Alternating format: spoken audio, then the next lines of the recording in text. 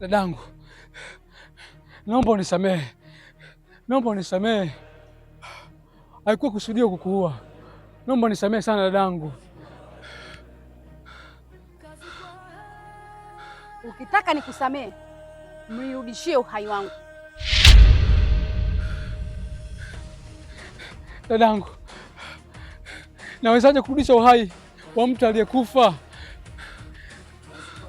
Kama mlivyoweza kuutoa uhai wangu, na muweze hivyo hivyo kunirudisha tena uhai wangu, na mkishindwa itawagharimu.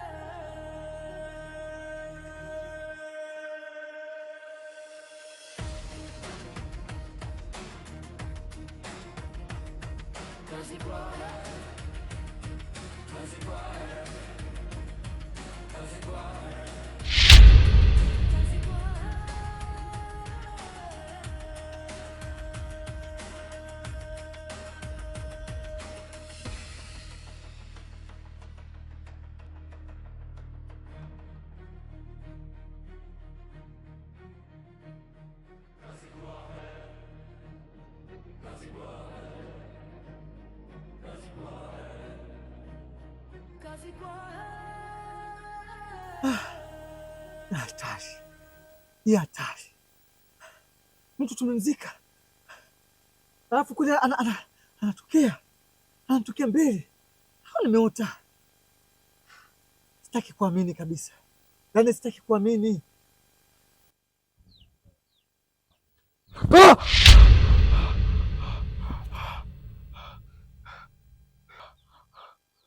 Wewe nini sasa hapo? Yaani unalala unashtuka. Yaani unashtuka nini? Umekuja muda mrefu hapa? Ndio. Mimi hapa nimekuja muda mrefu, nimekuona hapa, mara si ushingo upeleke huku, mara shingo upeleke huku, mara bega lako nakula kama nyoka. Na ndio maana mimi sitaki nilishe kukataza. Usije ukalala mchana. Ukilala mchana alafu ukiangalia juu, unaota ndoto mbaya. Haya, umeota nini? Uwezi amini Manywele. Yaani nimemwota yule demu tuliemua tukamzika kule mapolini. Vile vile na nguo zile zile ananikimbiza pamoja mimi na wewe. Nikitokea hapa ananitokea, nikikimbia huku anatokea. Mpumbavu mkubwa wewe. Wewe kunidanganya mimi wewe? Unadanganya mimi na ndoto zako hizi? Hata kuniona mimi mtoto mdogo wewe. Eti unaota tunasema eti yule binti anatukimbiza, sisi anatukimbiza hapa, hata mimi nipo hapa, unapoona unalala hapa. Acha uchizi. Alafu nikwambie kitu kimoja, nilipata mchongo kwenda kulima kwa Mama Fatuma pale, lakini mchongo siwezi nikakupa. Yaani siwezi nikakupa kabisa, kwa sababu unakuwa wewe umeshachanganyikiwa hapa ndugu yangu. Siwezi kufanya kazi na watu waliochanganyikiwa. Wewe endelea kuchanganyikiwa. Wacha nikapiga mchongo. Na hela hii sikupi hata 100.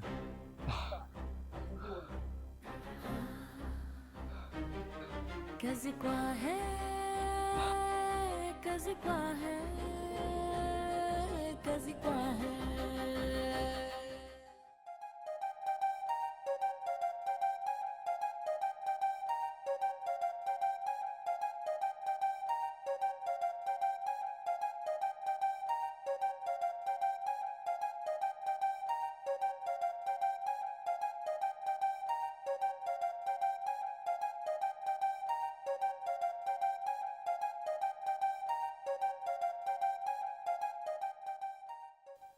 Habari yako dada?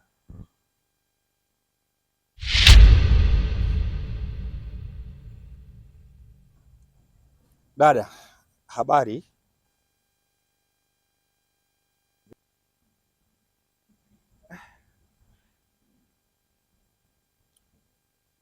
Sura yako inaonekana ni mgeni hapa kijijini. Mimi ni mwenyeji na wajua watu wengi hapa kijijini. Na kitu ambacho wewe uelewe, mimi sina lengo baya na wewe. Vipi? Una matatizo yote ambayo unahitaji msaada?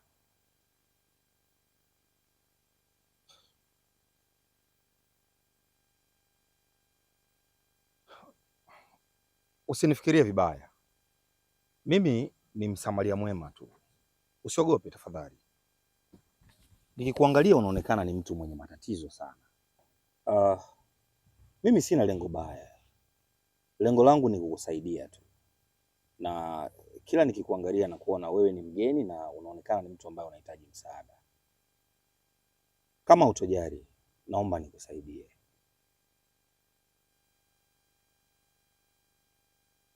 Sawa, kama utapendezea. kazi kwa he, kazi kwa he. Karibu sana. Hapa ndo nyumbani, na kama nilivyokuambia hapo awali, hapa mimi naishi peke yangu. Ila kwa nini wewe ulikuwa umekaa pale? Na ile sehemu si salama kabisa na si nzuri, haimpendezi mtu yoyote ambaye anaujua ubinadamu. Wewe ni nani na umetokea wapi?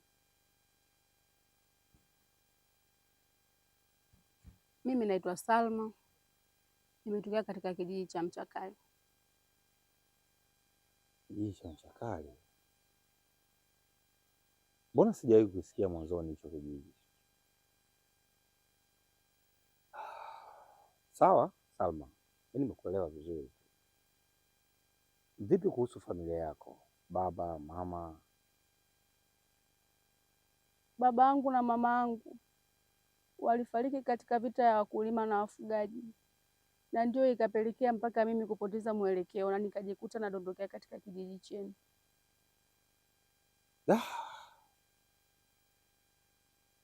Pole sana. Hadithi yako inaweza kumpa maumivu mtu yoyote ambaye anajua maana halisi ya ubinadamu. Mimi naweza kukusaidia kama utakubali, lakini kama nilivyokuambia, hapa mimi kwa sasa niko peke yangu. Mara ya kwanza nilikuwa naishi na mke wangu, ila baada ya kuachana naye kwa sasa niko mwenyewe, lakini kama unavyoona ni chumba kimoja tu.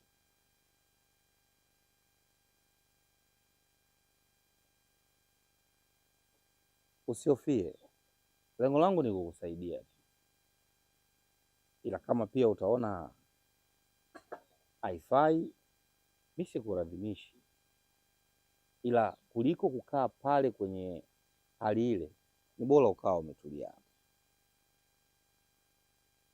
Unahitaji msaada wangu? Ndio.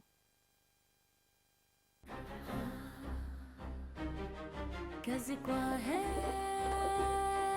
kazi kwa he, kazi kwa he.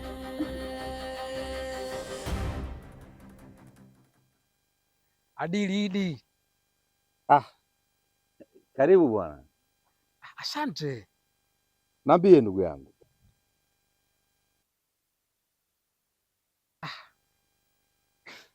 Si baba bwana.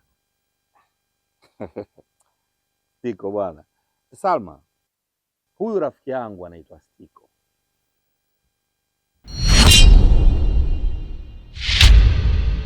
Stiko, yule shemeji yako anaitwa Salma.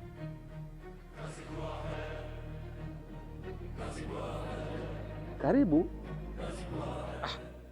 Adili freshi. Asa unajua ni vipi? Mimi nimetoka zangu home hapa mara moja, naelekea kwa Manywele hapa. Kwa hiyo kama vita kutana baadaye kidogo. Mbona haraka sana? Hamna mwanangu, utaongea, utaongea. Yule rafiki yangu sana bwana yule. Ni mmoja kati ya marafiki zangu, yule rafiki yangu kweli kweli.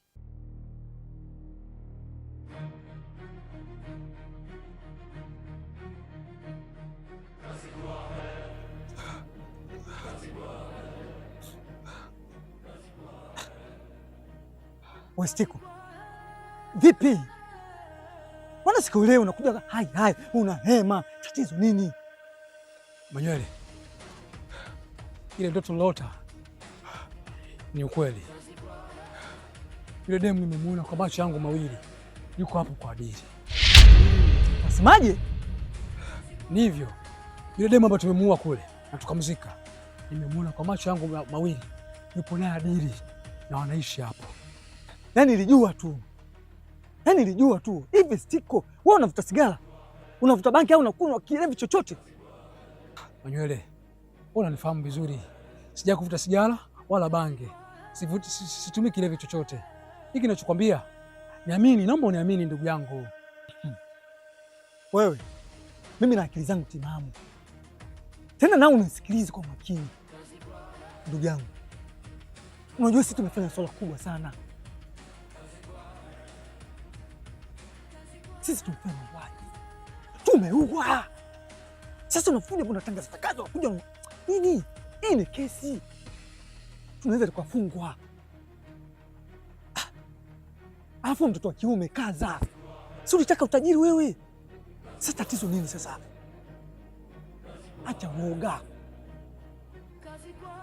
Sasa basi, mimi kwa Adili napajua, sio mbali. Ngoja nisubiri hapa, mimi naenda kumwangalia na usitoke.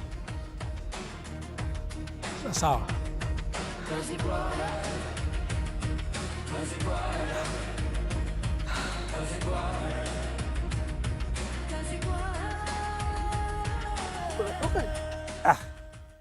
Toke wapi ndugu yangu, mimi niko hapa tu. Unajua nilikuwa niko nje, mvua hizi ndio zinanifanya nje ndani. Hivyo kata tu nikaona nitoke tena nje. Aha. Sawa kabisa. Mimi nimeona nimekaa nyumbani pale, nikaona sipati kabisa mudi ili sipati kabisa. Kuna mama alinipiga simu akasema kuna shamba kule ni karibu. Sasa simu yenyewe mpaka sasa hivi apigi. Sasa nikaona ngoja nizangu kwa Adili pale, wewe tukapiga story, uenda nikapigiwa haraka. Sasa na ndio maana nimekuja hapa. Sawa, karibu. Hapa ni nyumbani kwako bwana. Vipi shehe, mbona kama shingo inazunguka kama feni, utakuja kuikata hiyo? Hamna Adili, si unajua tena sisi vijana, niko naangalia mifugo. Kumbe una mifugo mingi? Mifugo ninayo. Sawa kabisa, naona njiwa hapa, naona kuku.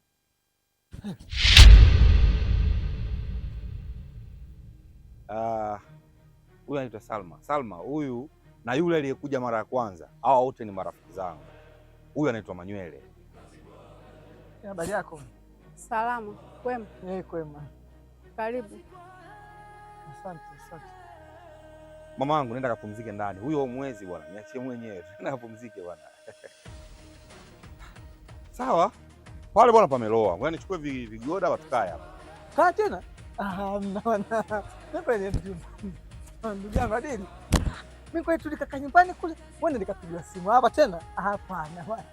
Usijali, ongea na mimi pale.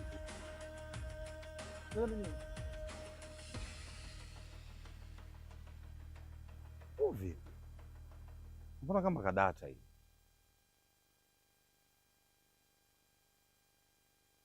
Kama atajijua mwenyewe na mambo yake. Salma mama.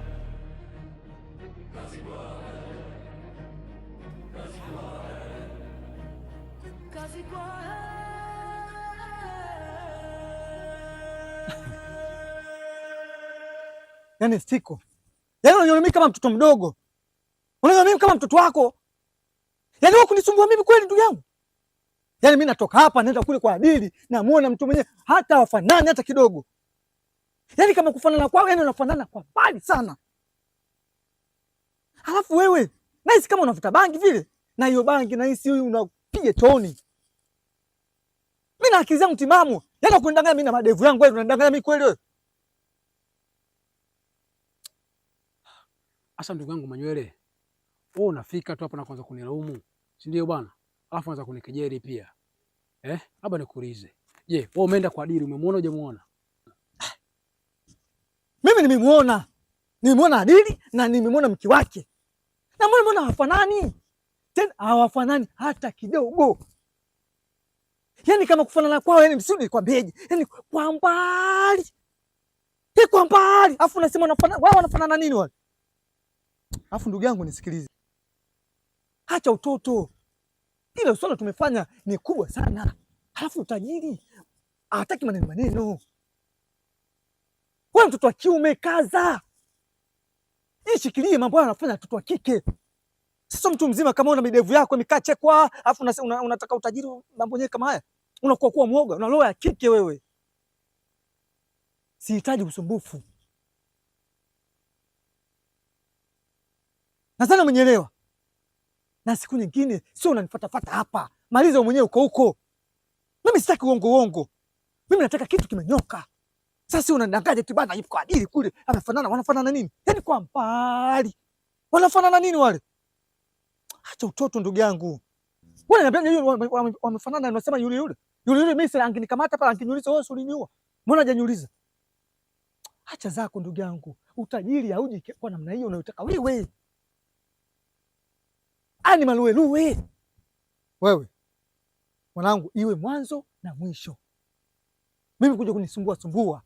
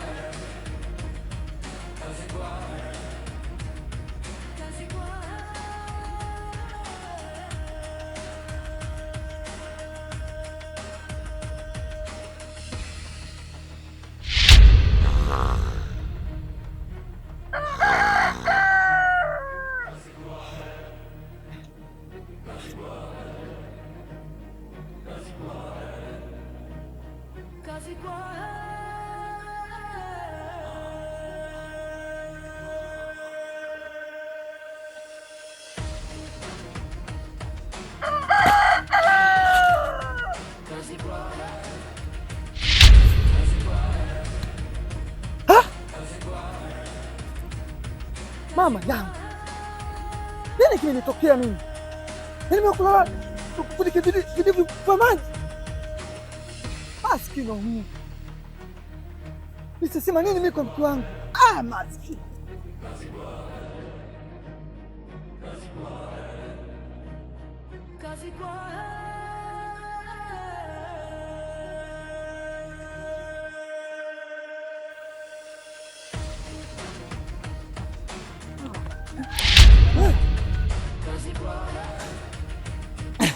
We Stiko, vipi? Mbona uko hivyo?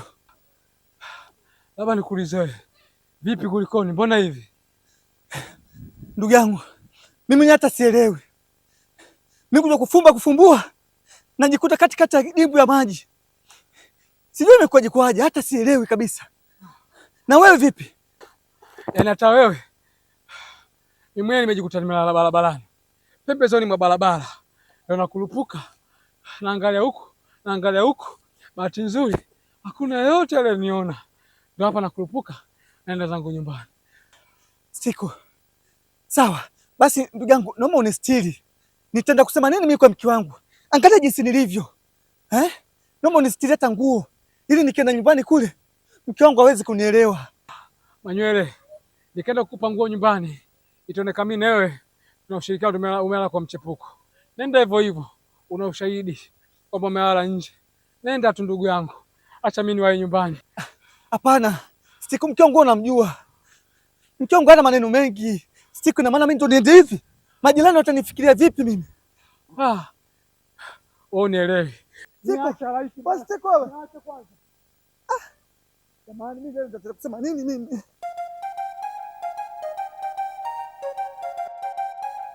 Hivi unaweza kumsamehe mtu aliyetoa uhai wako? Sasa nawezaje kumdai uhai wangu aliyakuwa tayari nitakuwa nimeshakufa? Swali zuri, ila unaamini kuwa roho huendelea kuishi pale inapotenganishwa na mwili? Kwa walio wengi ndo wanadhani hivi, lakini mimi si mmoja kati ya hao watu wengi ambao wanaamini hivi. Nikwambie kitu mpenzi wangu wa dili, roho ndiyo itakayoenda kumdai yule aliyetenganisha roho na mwili. Una maneno magumu sana na maswali yasiyofikirika. Umepika nini leo? Sijapika chochote. Hapa ndo nataka nikaandae chakula. Njaa inauma na maswali yako yananifanya nipate njaa zaidi. Kafanya kitu basi. Basi sawa, ngoja nikaandae chakula.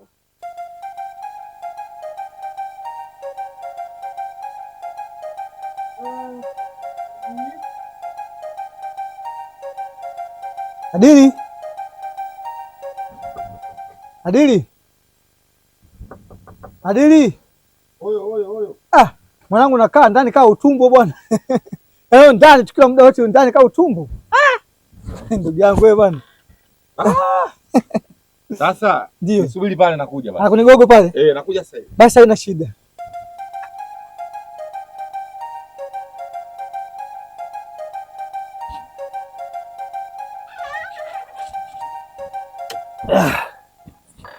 Shida yako nayo unagonga kidogo kidogo. Vipi lakini? Safi bwana, kwema. Safi. Ndio. Karibu bwana. Siku hizi umekuwa adimu sana kuja hapa nyumbani. Adili, mimi sijakukataa. Unajua kabisa msimu wa kung'oa mihogo. Na mimi muda mwingi huwa nashinda shambani. Na ndio maana sasa hivi unaniona kama si nakukataa, ila mimi siwezi kukukataa. Sisi tumetoka mbali. Kila siku nilikuwa nakuja hapa, nakula, tunashinda, tunacheza karata. Kwa nini ukatae ndugu yangu?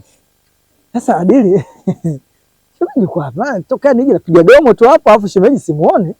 Kaka, unasahau kama wewe mida mchana hii, wanawake wote huwa wanaenda magengeni au masokoni kwenda kununua nani kwa ajili ya kufanya maswala mafani vya maangu. Ni kweli kabisa, ni kweli. Ndio kama wewe lazima wawe sokoni. Alafu vipi? Kwani wale wapo mapacha? Kwani ulimuona pacha yake? Hamna, sijawahi kumuona. Yule yuko kama unavyomuona, yuko pacha, yuko nani, amezaliwa peke yake kwenye familia yao. Kwa hiyo ile zawadi nimebarikiwa mimi peke yangu kwa sababu yuko peke yake. Na mimi ndo nitakayemuoa, ni mimi huyo ndo nitakayekuwa mume wake.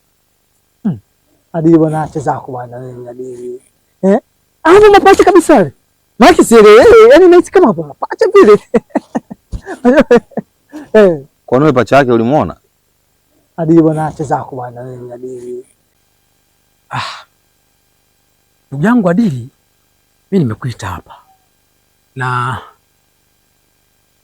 ni serious kidogo, si umeelewa? Serious kidogo. Nataka nikuulize kitu. Hivi unaamini mafanikio kwenye ushirikina? Unajua mimi binafsi siamini katika ushirikina kwa sababu naamini katika kujituma. Na vile vile unatakiwa uelewe kitu kimoja. Kwenye haya maisha ya sasa hivi, maisha ni kama mchezo wa mpira. Mnapoingia wote mnaanza bila, lakini kila mtu ana matarajio ya kumfunga mwenzake. Sasa matokeo yote yatakayotokea hapo, hiyo ndiyo halali yako kwa muda huo. Kwa hiyo binafsi mimi siamini katika hilo. Naamini katika kujituma na kuwekeza nguvu zangu katika vitu vya msingi. sio ushirikina, ila wapo wanaoamini na wanafanikiwa. Kwa hiyo yote kwa yote ni njia sawa, na wote wanafanikiwa na wapo wasiofanikiwa. Lakini kwa mimi binafsi, hapana, siamini katika hilo, kwa sababu sio njia zangu. Unajua kwa nini nimekuuliza hivi? Kwa maana kwamba kuna siku moja nimekaa na ndugu yangu Manywele, akaniambia kitu kimoja, kwamba kuzaliwa maskini ni mipango ya Mungu, lakini kufa maskini ni kujitakia, yani sasa ni uzembe wako mwenyewe. Kwa hiyo kuna option tu, yani kuna njia rahisi ambazo unaweza kuzifanya na ukafanikiwa, kwa sababu mfano hiyo ipo. Watoto wadogo tu wenye umri wetu sasa hivi wanaishi kidodoni. Sasa unataka kuniambia kwa mfano kama sisi hapa kijijini hapa, hali zetu zote zinafanana. Adili, unataka kuniambia hali hii ambayo tuko nayo mimi na wewe hapa hakuna mwenye afadhali? Unaipenda hali hii? Sasa vitu vingine unatakiwa ukubaliane navyo tu. Haya ni matokeo yetu sisi. Tukisema hatukubaliane nayo au hatujapendezwa nayo, ndio utaenda sasa kuingia katika njia ambazo zisizo za halali. Wizi utachoma moto. Ushirikina kama unavyosema, mwisho wa siku vitakurudia vitu ambavyo havipo. Kwa hiyo mimi binafsi naridhika na hiki nilicho nacho. Sitaki kuvuka mipaka katika utafutaji. Ndugu yangu, unajua unalongumu sana wewe. Inaonyesha kwamba hii hali ambayo tunaishi nayo wewe unaipenda au umeikubali. Lakini tuachane na hayo. Umeona bwana? Kwa maana msimamo wako unaonyesha kabisa dhahiri kwamba wewe hauamini kwenye ushirikina, si ndio? Mafanikio hayapo kwenye ushirikina. Sawa. Sasa na swali jingine. Kwamba hivi Adili, unawezaje kurudisha uhai wa mtu ambaye ameshakufa alafu anakudai uhai wake? Inawezekana hiyo? Hivi unaweza kumsamehe mtu aliyetoa uhai wako? Wewe bwana, maswali yako wewe. Sasa mtu ameshakufa unawezaje kurudisha uhai wake? Mtu akifa mimi najua hawezi kurudi. Mtu akifa arudi. Mtu akifa arudi. Sasa pia muda unazidi kwenda ndugu yangu. Na mimi niko hapa najikaza kidogo tumboni huko, hamna kitu. Nisikia ubao. Umeona bwana? Acha mimi niwae mtaani. Kwa muda mwingine nitakutafuta ndugu yangu, sababu nina maneno mengi na maswali mengi ya kukuuliza. Inawezekana wewe ukanisaidia. Umeona? Na vitu vingi sana vya kuzungumza nawe Adili. Unaweza ukanisaidia, lakini atajusiri kidogo na tukae pembeni kidogo. Yaani watu wengine sawa tusikia. Sawa? Sasa sijui nipite hivi au nipite hivi. Lakini ngoja nipite hii hapa. Nipite hivi. Sawa?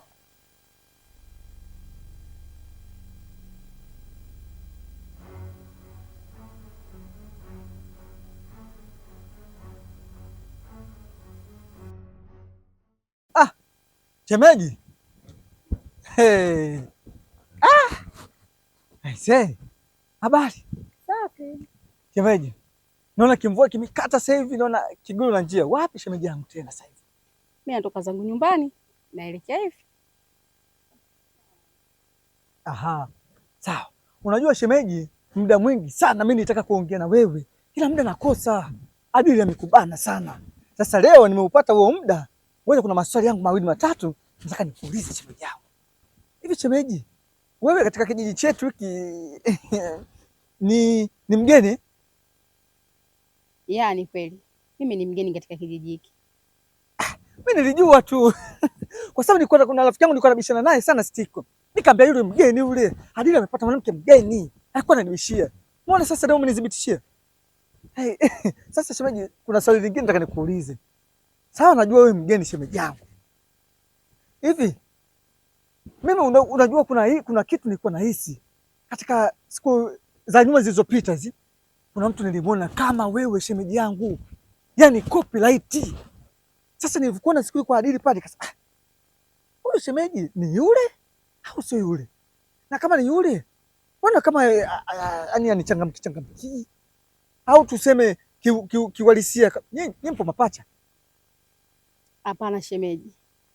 Mimi nimezaliwa peke yangu. Sina mdogo wangu wala sina pacha mwenzangu.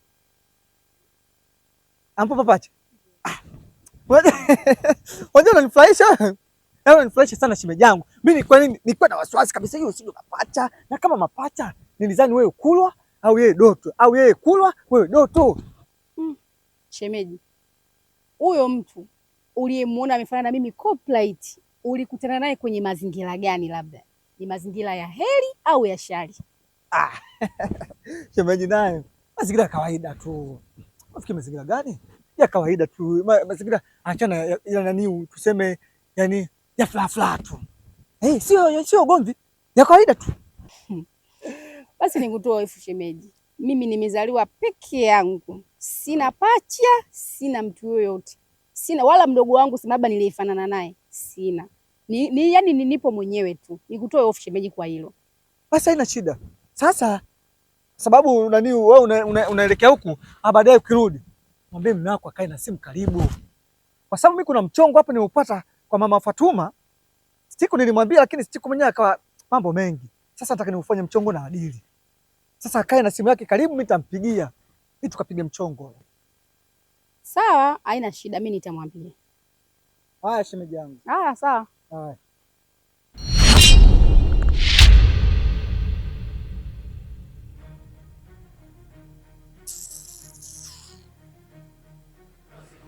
Ni devu kama stili waya. Shemeji, mimi shemeji yako. Ni lazima nilipize kisasi. Kama mlivyoweza kuitoa roho yangu, na ndivyo mtakavyoirudisha.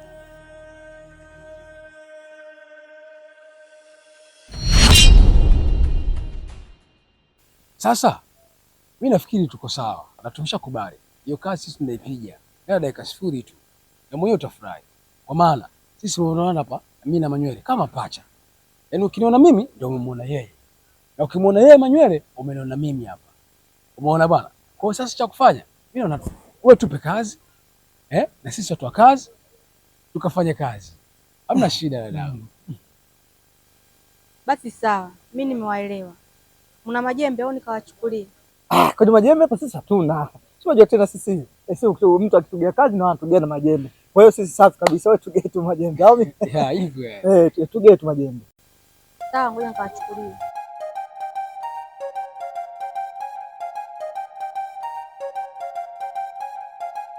Vijana, shamba lenyewe nilokuambieni ndio hili. Nahitaji mnilimie ili liwe safi. Dada, kweli tumeliona, lakini hebu kuwa na huruma kidogo, kwa maana sisi tukajua tu hapa na pale, lakini shamba kutoka hapa mpaka kule afu kwa hela ile. Dadangu, sikiliza, ongeze hela japo kidogo tu. Lakini kitu shaelewana. Kama mtaki basi niambieni nikawatafute vijana wengine. Lakini dada, unajua bosi, ni mambo tu kawaida, ni kuelewana tu. Sio tena shamba lingine mkubwa hili. Angalau kwanza ukipita hii cheki dadangu. Unaenda kule, unapiga kule mpaka unakuja huko. Dada, haina tuongeze bana kidogo. Unajua ni bosi wetu kwa muda mrefu sana, tunaimani sana kwako. Sasa kutuongeza kidogo bana, ndio kitu kidogo tu bwana. Siko. Malizana naye, hana baya bosi wetu, hana baya. Niko niangalie shamba. Yaani bosi, kaeni kwa ukubwa huu. Hili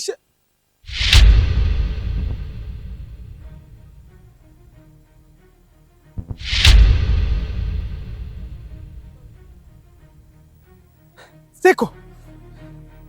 Ndio umeamua kumleta huku. Mimi niogope sio hivyo? Anakujaje mpaka huku shamba?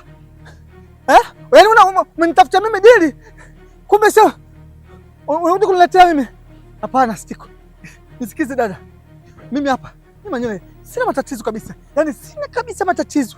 Ni huyo tu Siko. Mimi mimi najiondoa. Yaani najiondoa kabisa. Yaani sitaki na kukoma kabisa Siko. Malizana naye mwenyewe. Kwa sababu wewe ndio ulitaka utajiri. Mimi sijataka utajiri. Mimi nataka utajiri. Mimi nataka utajiri. Ni yeye. Manywele wewe ndio ulimuua. Wewe ndio ulimkaba. Wewe ndio ulimkaba Manywele. Unasemaje? Malage. Unaona nipachikiza mimi? Unataka mimi nife? Unataka mimi nife? Dadangu, nisikilize sasa. Mimi sina tatizo lolote. Kama nilivyokuambia mwanzo. Yaani kama nilivyokuambia mimi sina tatizo lolote. Mistiko alinifuata mimi. Nilikuwa sina chochote.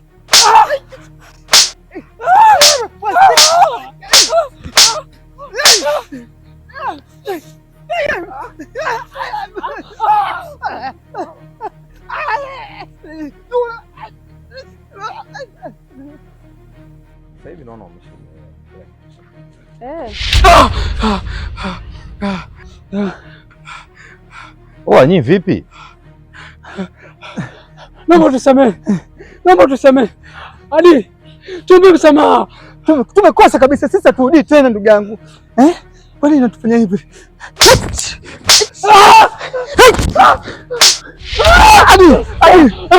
Nisikize ndugu yangu. Sisi tumekosa. Yaani haturudi tena na kuapia kabisa. Sisi haturudi tena ndugu yangu. Yaani tunaapa. Ujui tu baba. Yaani wewe tuombee tu msamaha, sisi tumekosa, yaani tunaapa kabisa baba. Yaani tunakupiga magoti kabisa baba. Vipi? Naomba unisikize kitu kimoja mamangu. Mimi ni marafiki zangu na nimeshawazoea. Mambo wanakuletea wewe ni mambo ambayo kila siku huwa wanayafanya. Wenyewe tushazoeana. Sasa mambo ambayo tunafanyana sisi wenyewe, wanangu, mbona mnataka mfanyane mbele ya wageni bwana? Naomba uniwie radhi sana. Nisamehe, naomba unisamehe mimi. Yaani hawa wana tabia za ajabu sana. Najua kwako itakuwa ngeni. Oya wanangu. Fresh. Adili. Nini bwana? Adili, tuombe msamaha bwana. Tuombe. Wewe, Adili.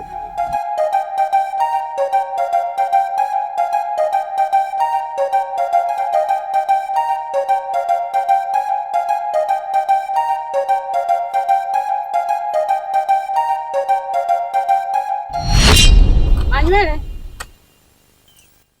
Hey!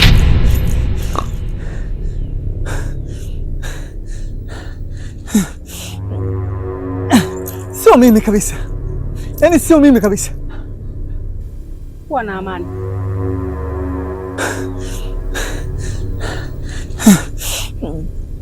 Nimekuja hapa kwa jambo moja. Nahitaji mnirudishie uhai wangu. Nitaweza vipi kurudisha uhai kwa mtu aliyekufa? Kama mlivyoweza kutoa uhai wangu, na mtashindwa vipi kunirudishia uhai wangu? Nahitaji uhai wangu, na msiponirudishia uhai wangu mtawagharimu. Hey!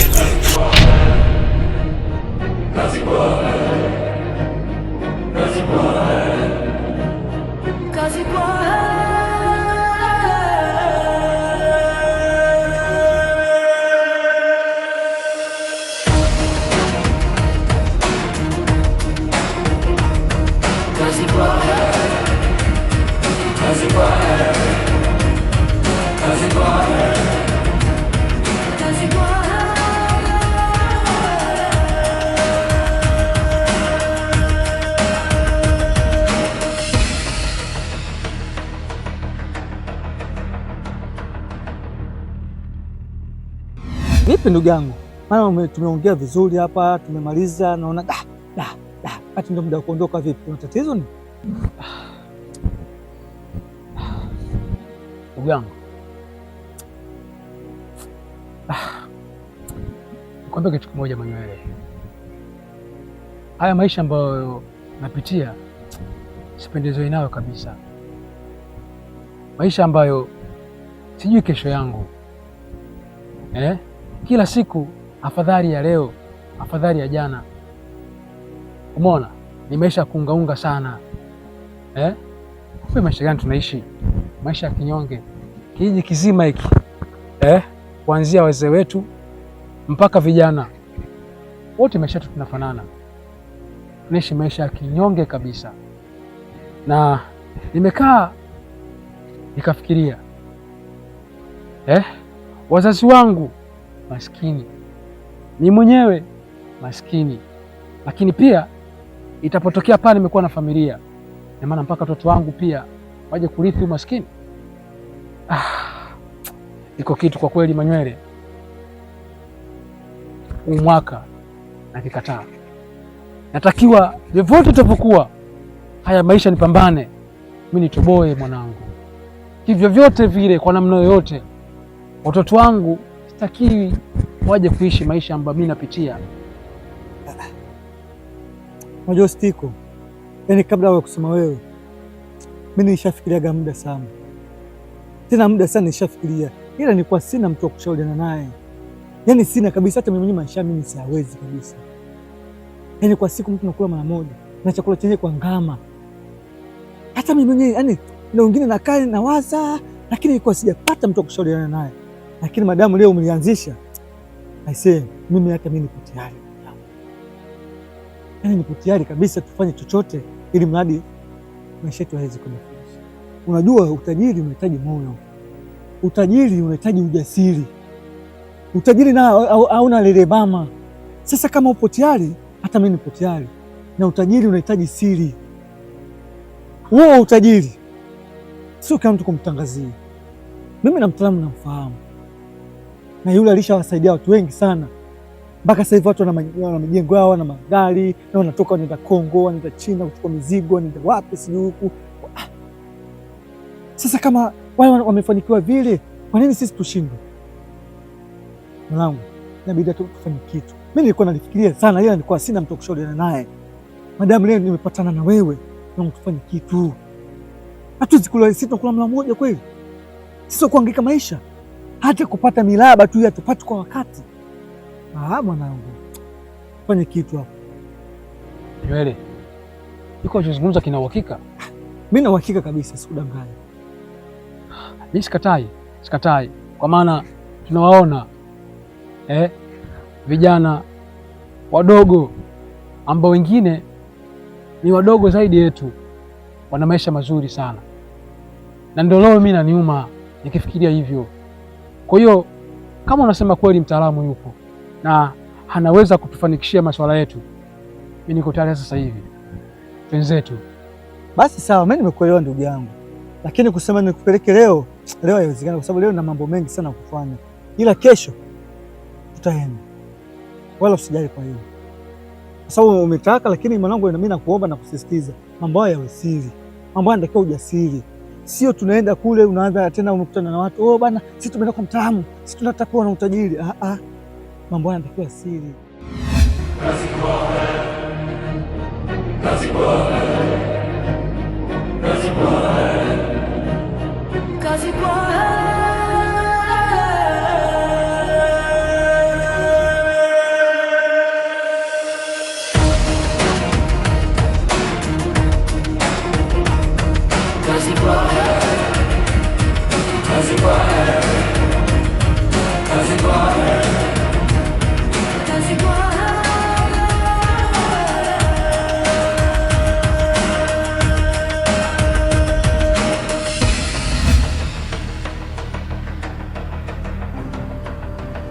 Vijana, mupo sahihi na maamuzi mnayochukua, na wauliza hivyo kwa sababu baadhi ya watu wanaokuja hapa kuchukua utajiri huwa wanashindwa na masharti yangu. Je, nyinyi mupo tayari kwa masharti ninayowapa? Ni kweli mtaalamu, mimi na mwenzangu Stiko hapa tumepanga, na ndio maana tumekuja kwako. Naomba utusaidie. Na wauliza tena, mupo sahihi na maamuzi ambayo mliochukua? Ni kweli mtaalamu, kama anavyosema ndugu yangu Manywele hapa, si tuko tayari kabisa kwa kila kitu. Sisi tupo tayari kwa lolote, kama tulivyosema hapo awali, maana tumekaa maisha sisi tumeyashindwa, na ndio maana tumekuja hapo tusaidie mganga. Ni vizuri.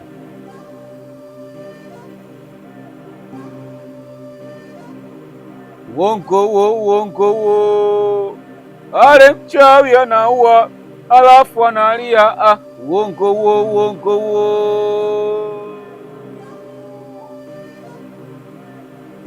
Nisikilizeni kwa umakini.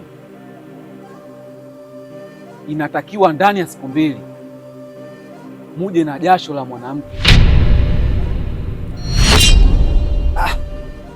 Mganga, sasa tunawezaje kupata jasho la mwanamke?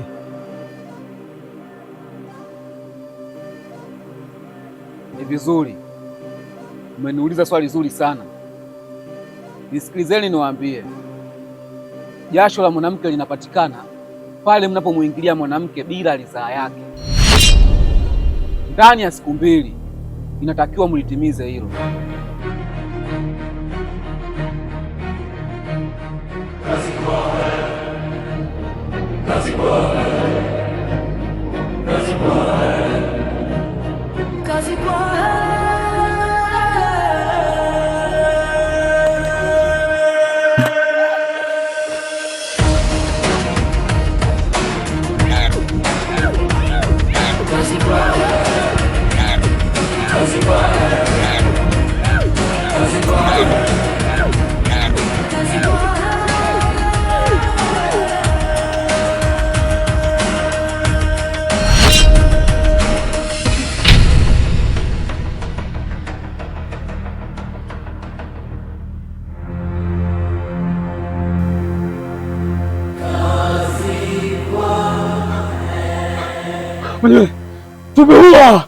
Tumeua mwanangu.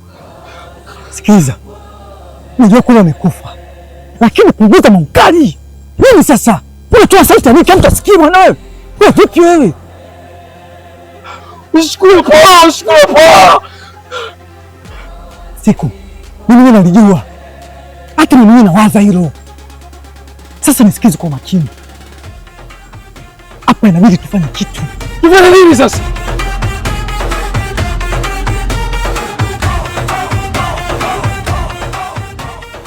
Manywele, sikia mwanangu, inatosha hilo shimo hilo. Inatosha hilo babu. Tuwe kishimo refu ndugu yangu. Anawezekana mtu akaja akafukua akaona mtu akanuka. Inakuwaje? Oya, sikia mwanangu. Acha ubishi. Hebu tumchukue tumzike. Hilo shimo linatosha, nimekwambia linatosha hilo. Linatosha. Basi fanya hivi.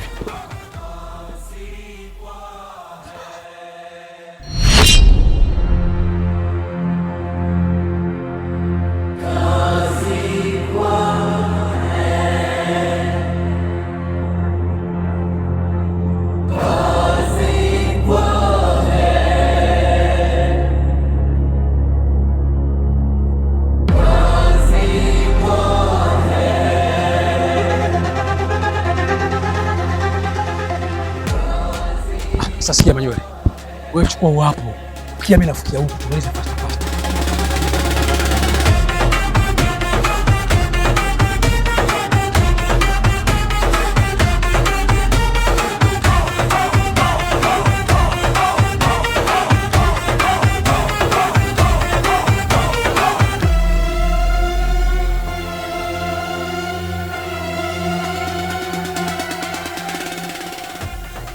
Sasa hapa ndugu yangu,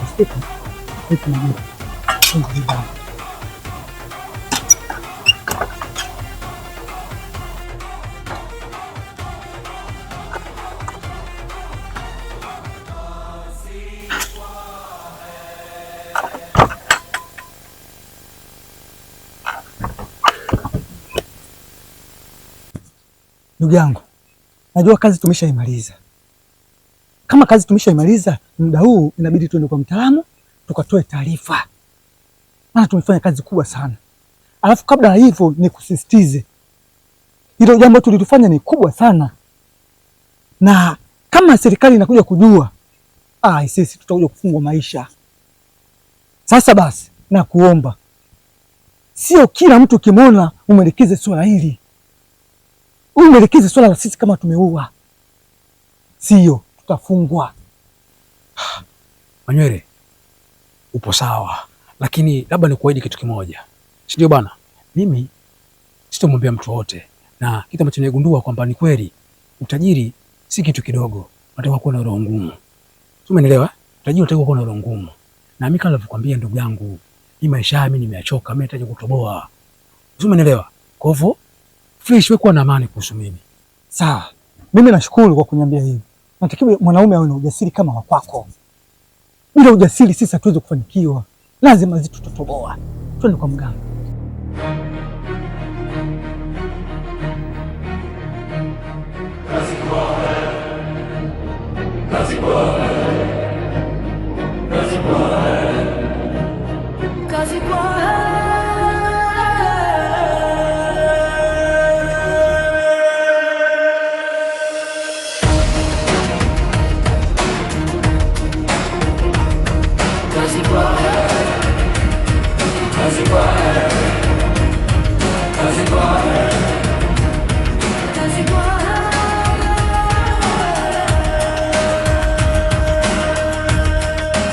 Mganga, yale masharti uliyotupatia kweli tulimkamata yule binti, lakini sasa nyamaza!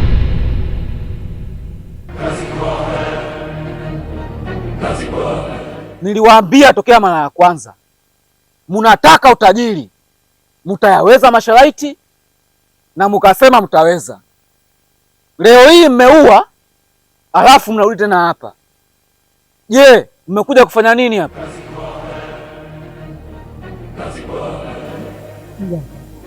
Bahati mbaya. Ni kweli mjanga, kama anavyosema rafiki yangu Manywele, hatukuwa tumekusudia, ni bahati mbaya tu tukakuta amekufa yule mtu baada ya kumshika. Naomba utusaidie mjanga. Sasa msichokijua, yule ambaye mliyemuua na mkaenda kumzika sio mtu wa kawaida.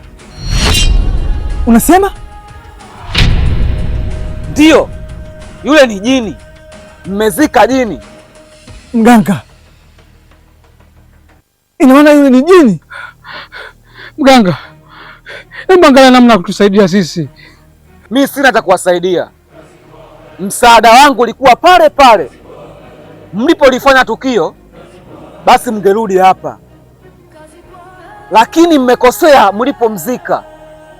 Sina cha kuwasaidia, naomba ondokeni. Mganga, naomba tusaidie. Sikilizeni niwaambie, mkiendelea kubaki hapa, kila mmoja nitamgeuza kuwa kikurugobe. Naomba ondokeni.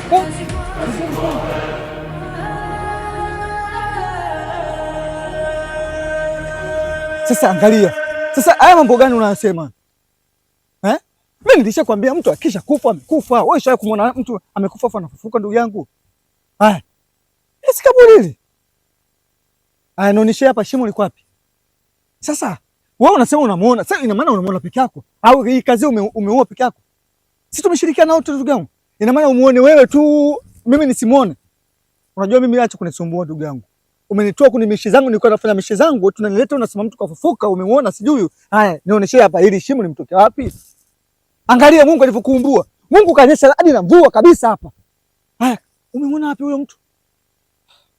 Ndugu yangu, hebu acha kunisumbua. Umenitoa mimi na mambo yangu kule. Nisikize Manywele. Unajua ile siku ambayo tumemfikia huyu demu hapa, mganga akatuambia kwamba tumekosea masharti. Hata kama tumekosea masharti. Sasa hata kama tumekosea masharti ndugu yangu, mbona hili kaburi lipo vile vile? Eh? Haya masharti gani ambayo tuliyokosea sisi? Eh? Alafu ndugu yangu, sitaki nikwambie ukweli. Haya mama yako kila muda unasema sema tutuje kukamatwa. Unajua sisi tulifanya mauaji. Unajua hii ni kesi. Lakini kila muda unafuata Manywele. Wewe twende sije. Nini tatizo sasa bwana? Unakuwa kama mtoto mdogo bwana. Acha hizo bwana, acha pigo zako hizo bwana. Twenzetu. Unasumbua mambo gani haya?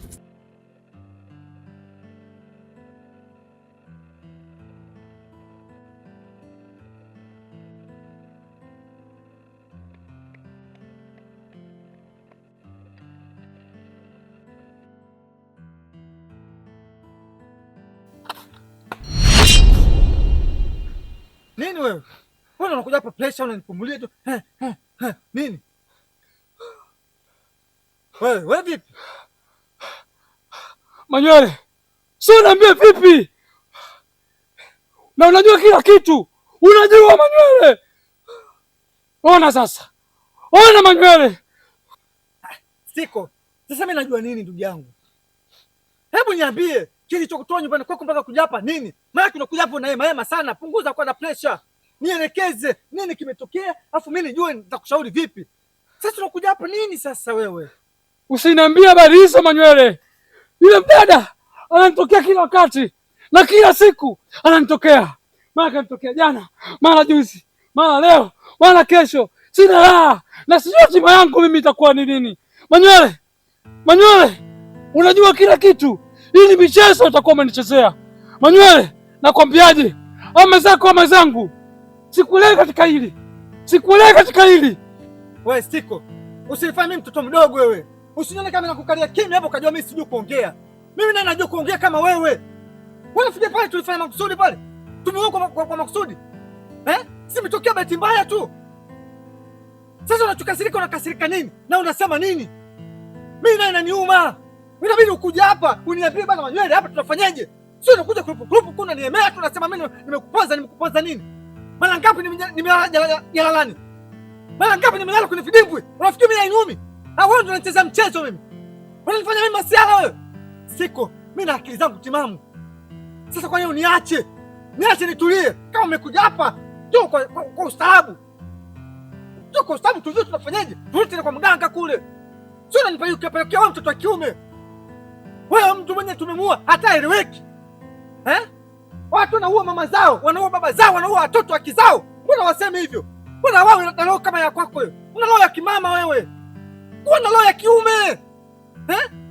Kuwa na roho, utajiri hauji vivi. Utajiri unatakiwa ujasiri. Kuwa na ujasiri, unapata utajiri. Unafikiri umemua mtu, ujui. Wewe ndugu yako yule. Una ndugu naye yule.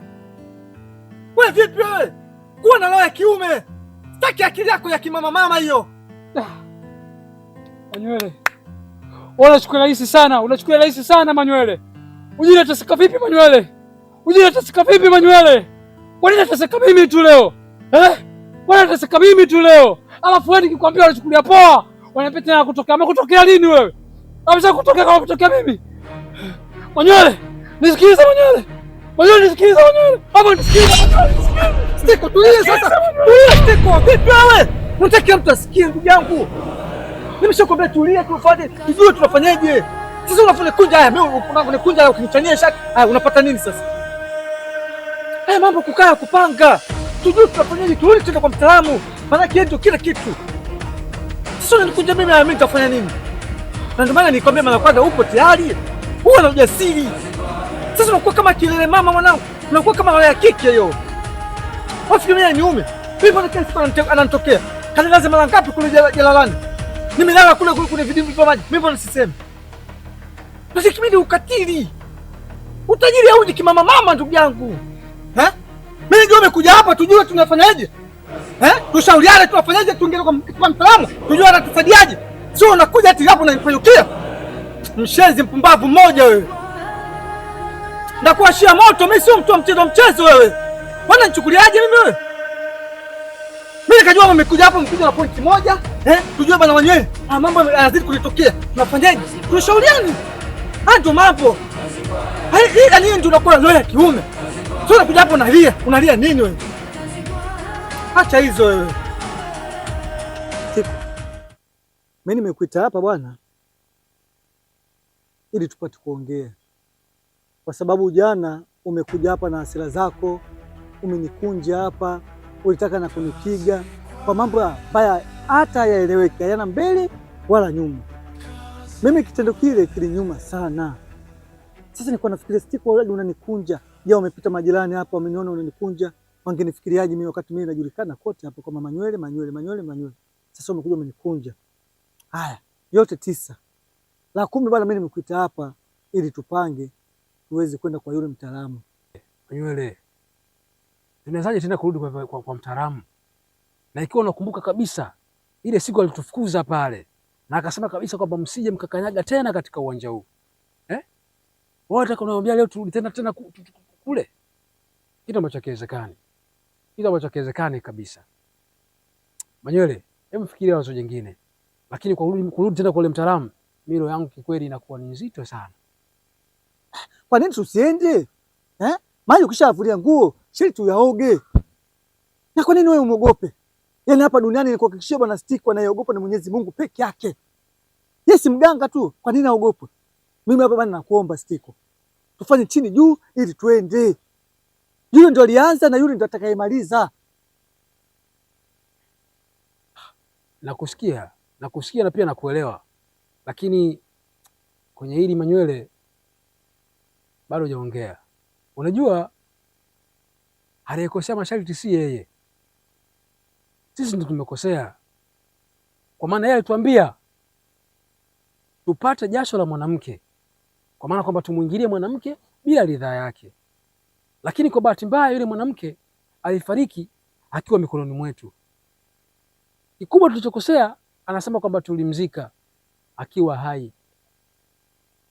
Alivyokufa tungemwacha vile vile bila kumzika na tungerudi kwake, ingekuwa inawezekana, lakini tumekosea sasa sisi tumechukua uamuzi wa kumzika kiumbe ambaye yuko hai, sasa anatutesa na leo turudi tena kwake ikiwa alishatufukuza akasema kabisa msije hapa kwa kuwa tumekosea masharti, na mpaka anatuambia vile, na maana kwake pia kuna ugumu anauona tayari. Manywele, kikweli mimi najuta sana kwenye hili. Ni heri ningebaki na umaskini wangu tu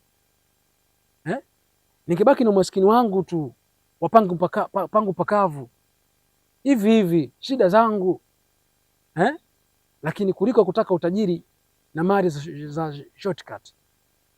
Hizi mali za shortcut zina madhara sana.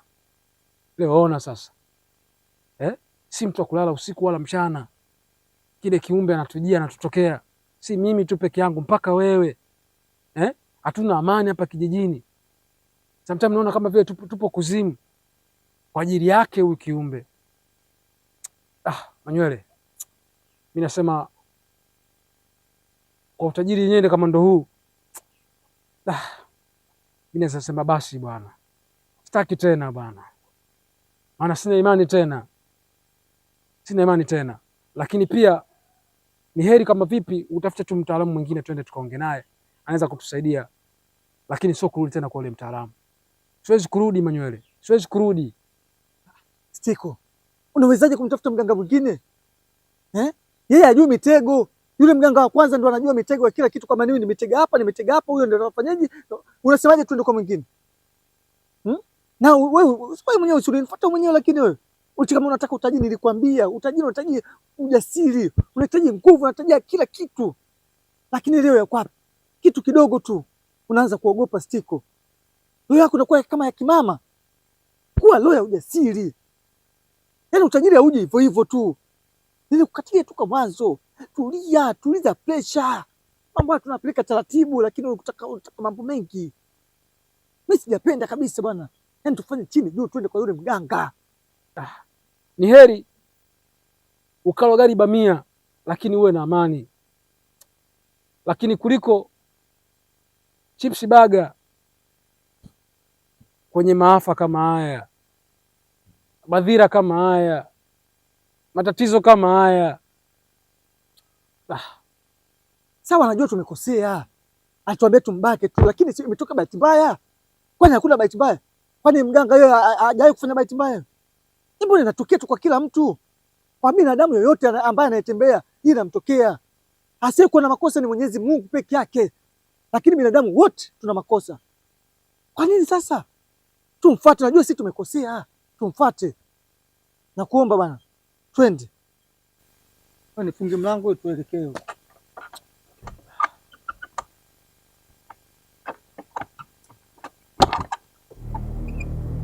Twende.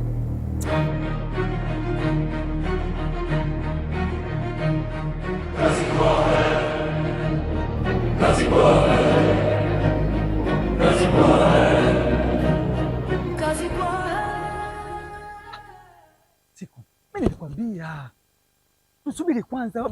Mwangalie sasa, tumemkosa sasa, hayupo.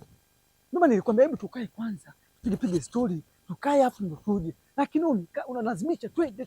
Sasa tuko wapi? Yaani ubishi wako ana Stiko, wewe ndio maana nakwambia mimi kufanya kazi na wewe, mimi mwisho leo bwana, mimi sifanyi tena kazi na wewe ndugu yangu. Yaani wewe unalazimisha sana vitu. Uganga kazi, uganga kazi, Mmefuata nini hapo? Nilishawafukuza katika kilinge changu na nikawaambia sitaki kuwaona. Nini kimewaleta?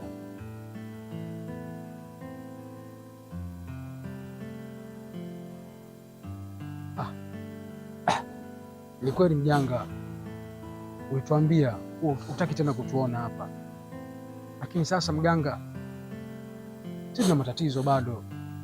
Yule binti anatutesa kila siku, anatutokea, anatukimbiza, anatuadhibu kila kukicha. Kwa hiyo mganga, hakuna mtu yoyote pekee ambaye anaweza kutusaidia tatizo hili, ni wewe. Naomba utusaidie vijana wako. Ni kweli kabisa mheshimiwa mganga, yaani sisi tunashindwa kupata raha ile, yaani hatulali kwa raha, hatukai kwa raha. Kila siku ile binti anatutokea, kila tukienda huko yupo, kila tukienda huko yupo, shamba yupo. Sisi wakulala majalalani, nje tunakimbizana kila siku. Mganga, sisi hatuna tegemezi lolote zaidi kwako wewe.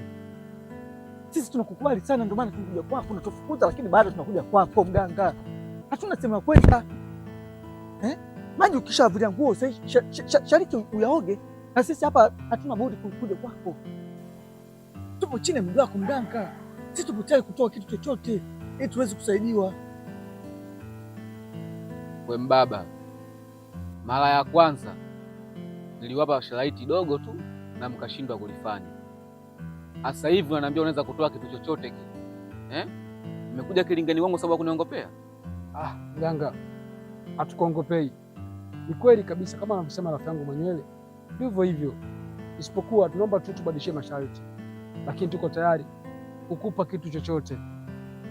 Mganga, tusaidie, tunateseka sana. Nilishawaambia tokea mara ya kwanza, mimi msaada wangu pale pale mlipolifanya tukio, mungekuja hapa. Unajua nyinyi mnachukulia hili jambo ni kama masiala, ila hili jambo ni kubwa sana, munaweza mkaniponza mpaka mimi. Naomba utusaidie vijana wako. Sasa nisikilizeni kwa umakini. Huyu mtu sio mtu rahisi mnavyodhania nyinyi, ni mtu hatari sana. Mlipokosea nyinyi ni kumzika. Mmemzika aliyakuwa bado yuko hai. Roho yake mpaka leo inawatesa, bado inapumua. Siwezi nikalifanya peke yangu, inabidi tuongozane wote mpaka kwenye mizimu ya kina Kiwope tukalifanya hili swala. Je, uko tayari? Sasa mganga, tunawezaje kuifanya wote ikiwa hali sisi si waganga na hatujui chochote kuhusu uganga? Naona kama inakuwa ngumu sana kwetu sisi. Na kwa nini usifanye peke yako tu? Upo sahihi, ila narudia tena, huyu sio mtu wa kawaida. Nataka mkaone kazi jinsi inavyokuwa ngumu. Endapo mtapokosea masharti, msirudi tena hapa, na mara hii naenda kufanya kweli ili muone, kwa sababu katika kilingeni hapa siwezi nikafanikisha hili jambo, ila kwenye chimbuko la mizimu ya kina Kiwope naweza nikapata msaada kupitia mizimu. Sijui tunaelewana? Sawa mganga, kwa sababu sisi tunalitaka ile swala ili tusipate shida. Sisi tuko tayari kwa lolote. Niliwaambia tunakuja katika mizimu ya kina Kiwope. Sasa hapa ndo tumefika katika mizimu ya kina Kiwope. Bunduki yangu nimeshika, zuluba langu waliona, nipo angani na winda ndege, wabaya wangu na waona. Mbaya wangu namuona, mbaya wangu namuona, mbaya wangu namuona, mbaya wangu namuona. Vijana, niliwaambia kwamba kazi hii tunaifanya wote. Sasa basi, mukikosea tena kwa awamu hii, sitowasaidia tena. Narudia tena, mukikosea tena kama mara ya kwanza, sina msaada na nyinyi. Nadhani mmenielewa. Unajua kwenye hiki kijiji bwana, vitu vingi sana vimebadilika na kumekuwa na maendeleo mengi sana, kitu ambacho sasa hivi sisi tunafaidi.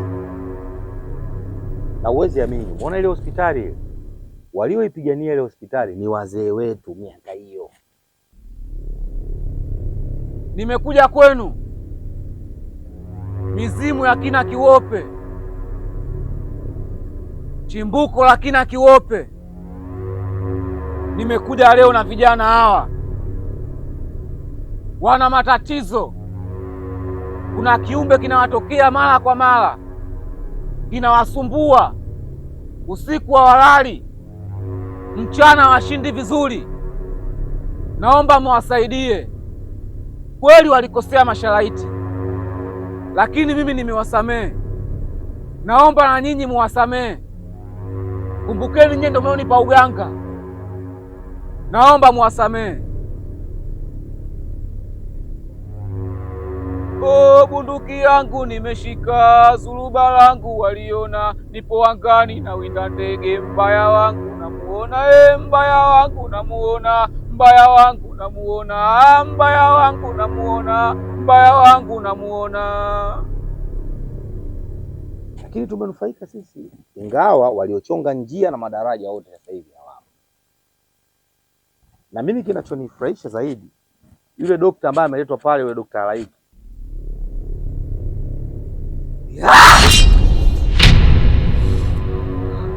Nakuita, nakuita, nakuita, nakuita, nakuita, nakuita, nakuita, nakuita, nakuita.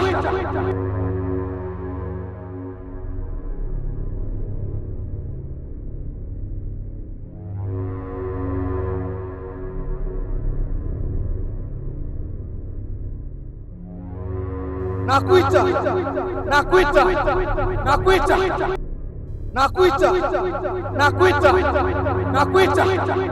nakuita, nakuita, nakuita, nakuita, nakuita, nakuita.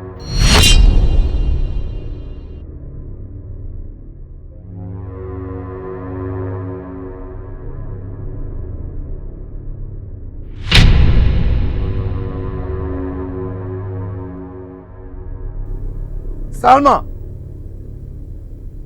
Salma!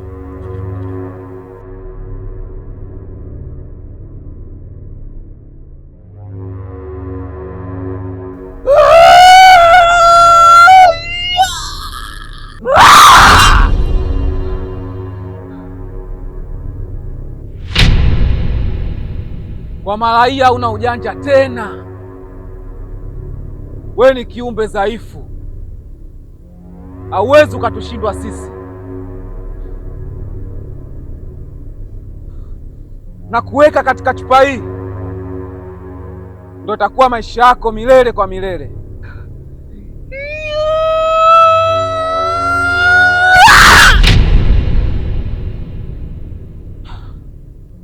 Ndo atakuwa makazi yako na hautotoka tena milele kwa milele.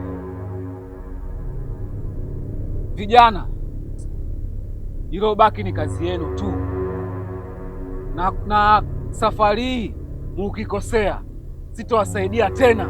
Ganga, mimi nimekuelewa, nadhani tumekuelewa sisi sote. Hatutokosea sasa hivi, hatutokosea.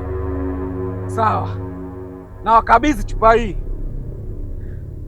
nendeni mkawe katika pachu ya mti, na hakikisheni asiwaone mtu yoyote yule.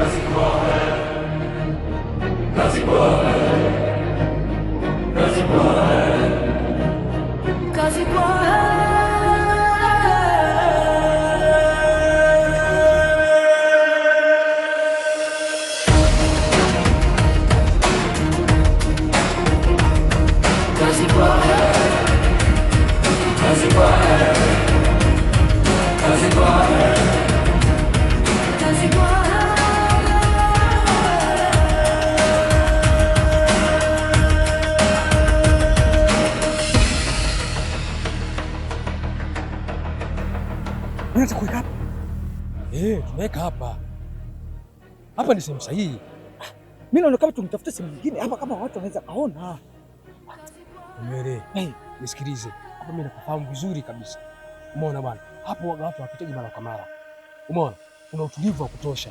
Na kumbuka mtaalamu alituambia kwa tupike kwenye pachupachu ya mti. Hapa ndio sehemu sahihi Manywele. Naomba unielewe. Basi sawa. Mimi nimekwamini. Wewe usija baadaye ukanifuata ukakosa sina mashiriti. Mimi ndio sipendi. Sasa tumetoka kwenye pachupachu. Na ndo hapa. Sawa, pachupachu ndio, lakini mimi nilikuwa na wasiwasi. Hapa watu wanaweza kapita. Amini ninachokwambia. Sawa.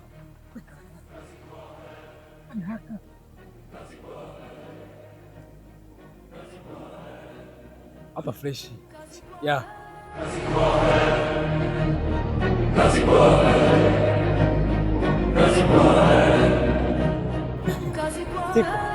Unajua mimi nilikwambia tukiwa mwanzo, lakini ukataka kuelewa kabisa Manywele, nimepeleka mambo yasiyoeleweka. Sasa angalia, umeona kazi aliyofanya mganga Umeona kazi, kamchukua mtu kabisa, kamweka kwenye chupa, katubia sisi mpaka tunaogopa. Ile ndo kazi sasa. Sasa tulikuwa tunaogopa nini kutokea mwana? Kabisa rafiki yangu Manywele. Unajua kwanza siamini kabisa. Maana kitendo alichokifanya pale mganga, akamwita yule. Kamwita yule basi ile mganga atatemeka mpaka atakulia hivi. Maana kidogo namuona, mtu huyu hapa mbele yetu. Ai. Mzee pale mbona unapiga pa. Nikataka kutoka nduki, lakini kakaza. Umeona? Maana kidogo namuona kamchukua, kamtia kwenye chupa. Nikaona ai. Jambo ndio hili hapa hili. Nikaona kuna nini tena? Oya. Mwanangu yule mtaalamu kweli. Nimekubali. Wewe umemjuaje yule? Kwa maana nilikwambia tokea mwanzo, yule mganga alishawasaidia watu wengi na wamefanikiwa. Unajua ndugu yangu Stiko, utajiri unatakiwa sio ulele mama. Utajiri unatakiwa ukaze, uwe jasiri kama tulivyofanya sisi. Umeona, maana kwanza tumeenda kwa mganga, tumekosea mashariti, lakini katufukuza kitu, kasema bado twende Stiko. Usiogope, lakini ukakataa. Nikwambia hapana, twende. Usiogope, hapa hakuna kumwogopa zaidi ya Mwenyezi Mungu. Na kweli kwa nisikiliza tumeenda. Leo kwa sema tunaishi kwa furaha. Hatulali tena kwenye vidimbwi vya maji, kwenye barabara hatulali tena, sasa hivi ni Lamu stare. Namshukuru sana Mwenyezi Mungu katusaidia. Mungu ndio katusimamia mpaka leo tumefika hapa. Babu, yule kweli mtaalamu. Yule kitu kinahitaji ushujaa, kitendo kama kile. Lakini sisi wenyewe sisi ni majembe. Sio poa, mtu mwingine anakimbia toka nduki pale. Alafu kitu kingine Stiko, wahenga woga nasema hivi, kuzaliwa maskini ni mipango ya Mwenyezi Mungu, ila kufa maskini ni ujinga wako mwenyewe. Una mikono yako kabisa, una macho, una kila kitu Mungu kakupatia, unakufanya maskini sasa. Ni kujitakia mwenyewe upumbavu wako. Mimi siwezi kukubali. Ndio maana ulivyoniambia nikasema twende. Mimi sikupingi. Hiyo kauli yako unayosema ni sawa kabisa. Kwamba ni kweli. Kuzaliwa maskini ni mipango ya Mungu. Kwa kuwa huwezi kumpangia Mungu uzaliwa katika tumbo gani au koo gani. Unajikuta tu umezaliwa. Lakini kufa maskini, huo ni ulofa wako mwenyewe bwana. Unakufanya maskini. Watoto wadogo tu wanafanikiwa. Wana umri mdogo miaka 20, 25.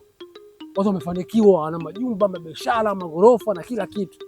Umeona bwana? Sasa sisi tunawezekana vipi sisi tufe maskini? Wapi? Cha kufanya sasa. Ikiwezekana. Sababu gani sikashatolewa? Na kashatusamehe kwa sisi tulikosea masharti. Tumfuate tena. Ikiwezekana sasa hivi tusikosee mwanangu. Tusikosee tena masharti. Mimi tena nikosea masharti? Mimi nimelala katika vidimbwi vya maji nikosea masharti?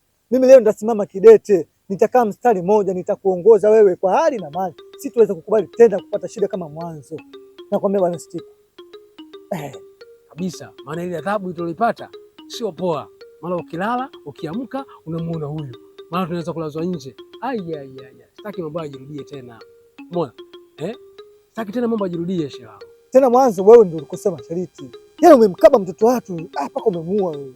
Yaani Manywele bwana, acha masala yako bwana. Wakati ndio ulimshika juu na ukamziba pumzi. Lakini pia chingine hapa nikwambia kitu kimoja.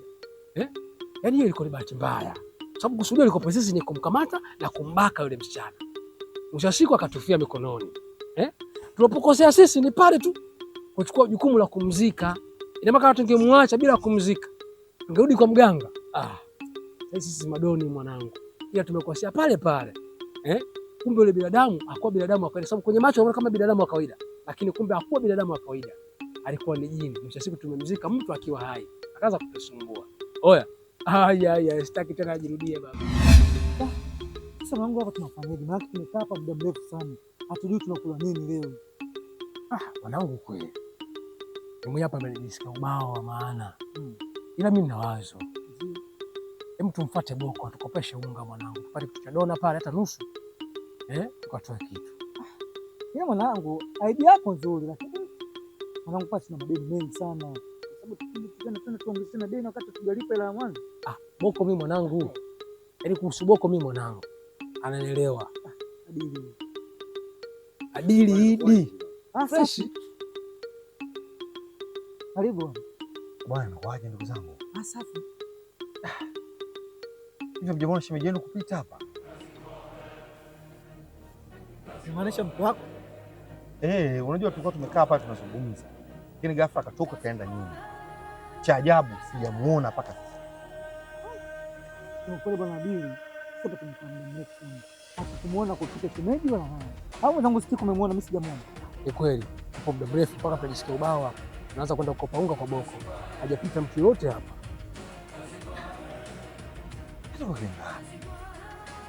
Unatudanganya. Wewe shemeji anamtukaje? Sasa kama huko hajapita basi tutakuwa kule kule. Hebu ngoja. Basi haina shida, sisi tupo bwana. Ndio wewe ndio hapo. Umeona mwenyewe? Umeona? Siku mimi nishakwambia yule mganga yani yule ndio akuboi. Na tumeshamwekoni chupa yule mganga akatoki tena. Yeye kweli mimi ndio yeye. Kwa nini akana hivi bila mwenye kujua? Yule kweli kabisa hapa tangu kadiri ndio. Ina kama kadiri. Sasa mwanzo ulikuwa na unapiga kule.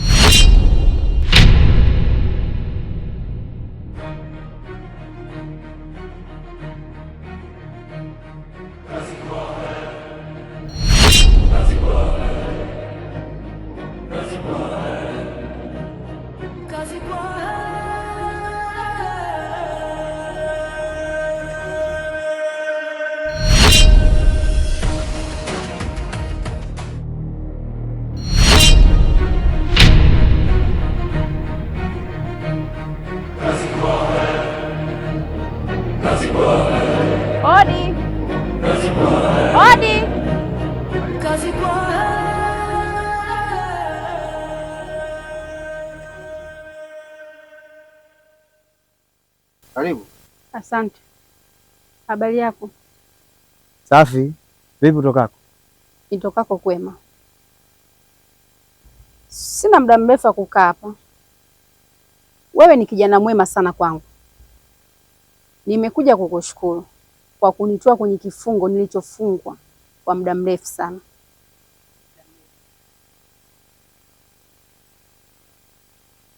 Mimi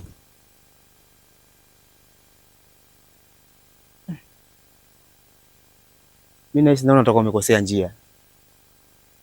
Mimi sijamfungua mtu yoyote hapa, na sina ratiba ya kufungua watu, na sio mganga mimi. Sawa? Hii nyumba utakuwa umekosea, sawa? Inabidi uende sehemu nyingine, sio hapa. Sijakosea njia kakaangu, na wala sikufananisha. Ni wewe. Sasa mbona unakuwa king'ang'a? Nishakwambia hapa labda umekosea. Wewe utakwenda unaonekana hapa kichwani hauko sawa. Inawezekana unaambiwa kitu kimoja utaki kuelewa. Wewe angalia mara kwanza tunaonana hapa. Sikujui unijui. Kijiji hapo ndo kwanza sura yako ngeni. Kuja kwamba nimekutoa kwenye kifungo, umetoka kwenye kifungo namna gani hivi? Sikia bwana. Umekosea njia, kuna njia nyingine napita naenda hivi. Sawa? Sasa sitaki wageni hapa nyumbani kwako. Mimi sina mengi kakaangu. Nimekuja kwa ajili ya kukushukuru tu. Asante. Mimi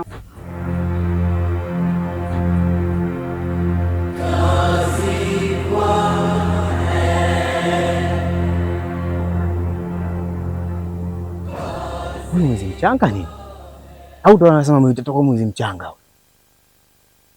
Maana nishamwambia mimi sio, anazalimisha mimi. Mimi sio, ndio wewe. Asante sana, asante, nanipa shukrani kibao hapa zote hazihusiki katika maisha yangu. Au washaambizana huko mimi niko single hapa. Wanajirahisisha. Mimi si rahishiki.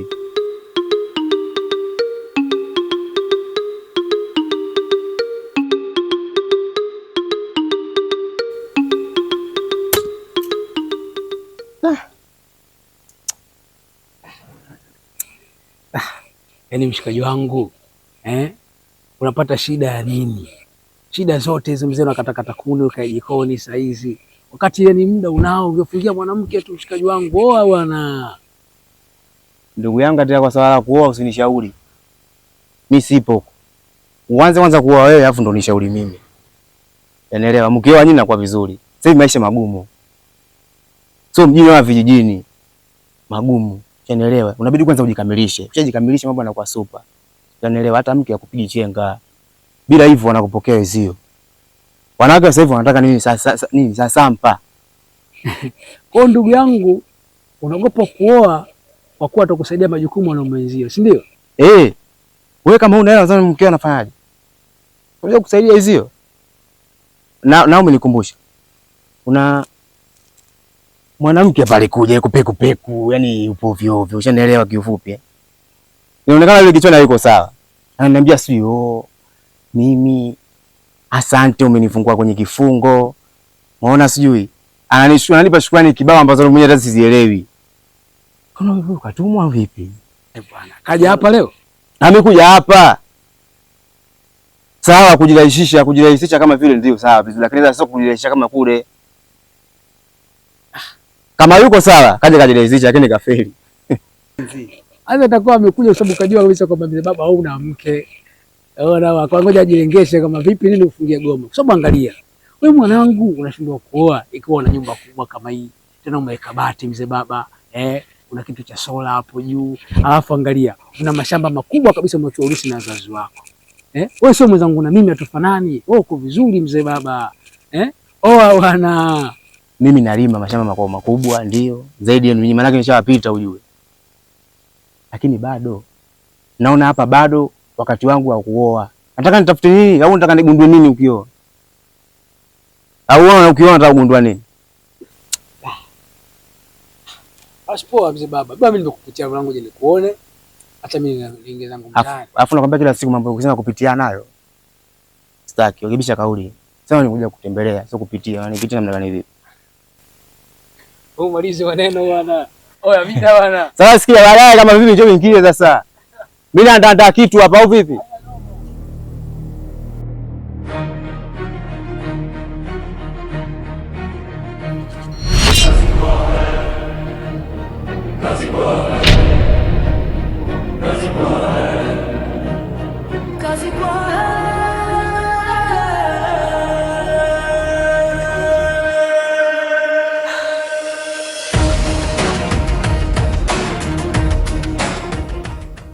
Shemeji, kwema?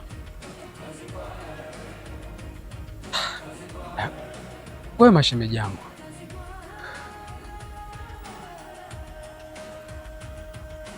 Sasa kama kwema, mbona ulivyoniona tu unanistuka?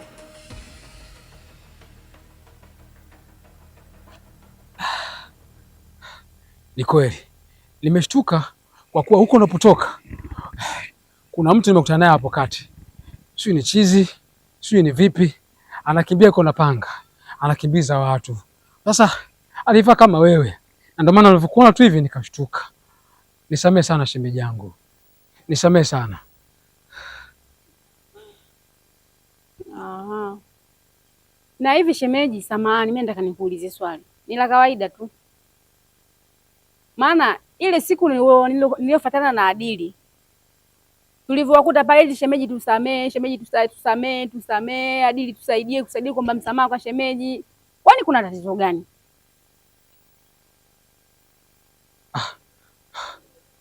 Hakukuwa na tatizo lolote, lakini unajua inabidi utuzoee shemeji yangu.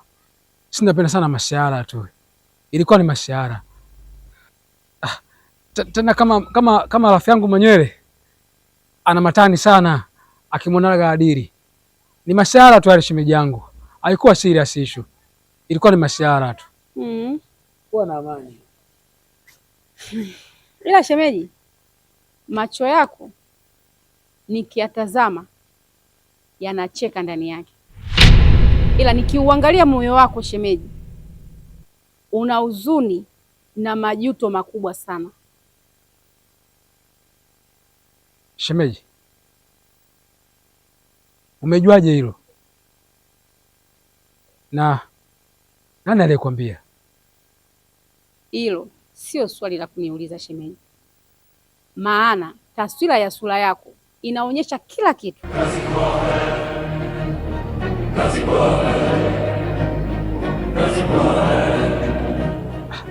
Shemeji, ni mtazamo wako tu, lakini mi niko sawa. Alafu shemeji, samani, nilikuwa nawahi sehemu kidogo hivi. Mi nafikiri naweza tukazungumza siku nyingine. Samani sana kwa hilo. Sawa shemeji.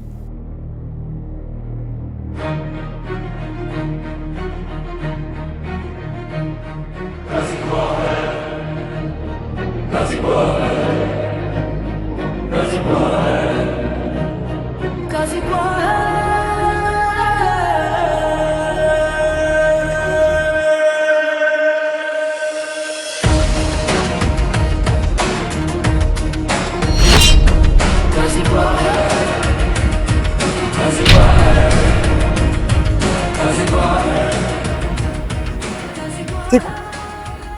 Sijui. Sijui mdada. Nisikize Siku. Umsala ni wa kwako. Wewe ndio uliyatafuta yote na mimi hapa nakuacha.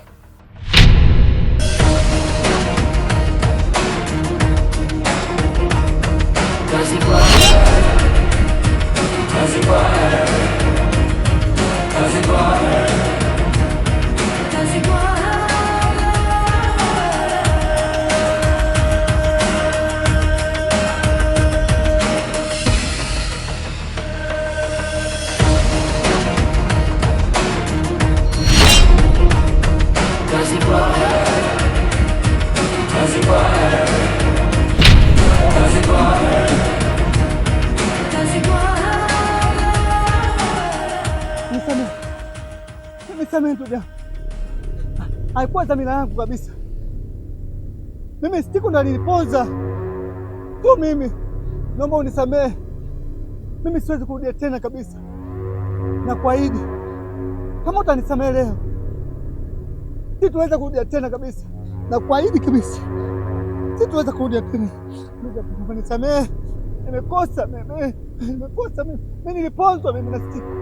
Niliponzwa na Siku ndugu yangu. Niondoke. Muda sio wa kuniomba msamaha kabisa. Muda wa kuniomba msamaha ulishapitwa. Siku zote utajiri wa shortcut huwa una madhara. Sasa madhara yake leo ndo utayaona. Si ulitaka utajiri, naenda kuutumikia mbinguni. Wasa, mbinguni tena? Basi lakini simesha kwa msamaha.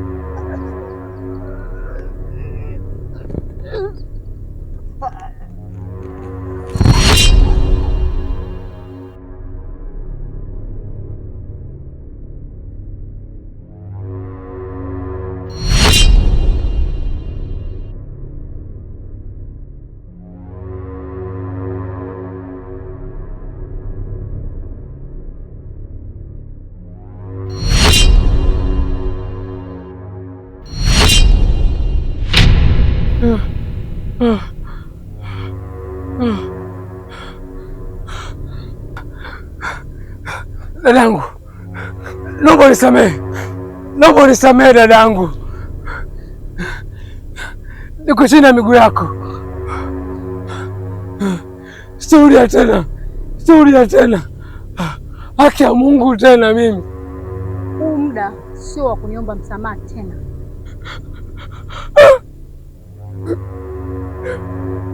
Dadangu, niko chini ya miguu yako, nakuomba, niko chini ya miguu yako mimi. Jamani, nisamehe dadangu, sitarudia tena, sitarudia tena, haki ya Mungu tena mimi. Mimi jamani, sitarudia tena, nisamehe dadangu mimi jamani. Ujala tu, ujala tu, ujala tu dadangu. Nisamehe dadangu mimi. Mimi najutia nafsi yangu mimi. Najutia nafsi yangu mimi. Kama utajiri wenyewe ndui, mimi sitaki.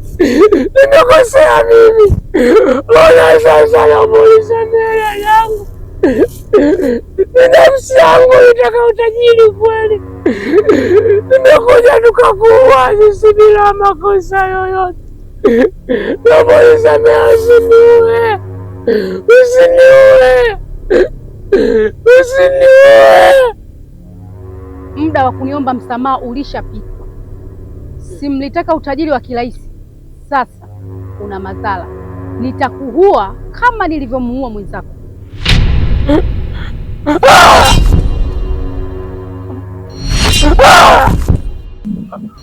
Ah!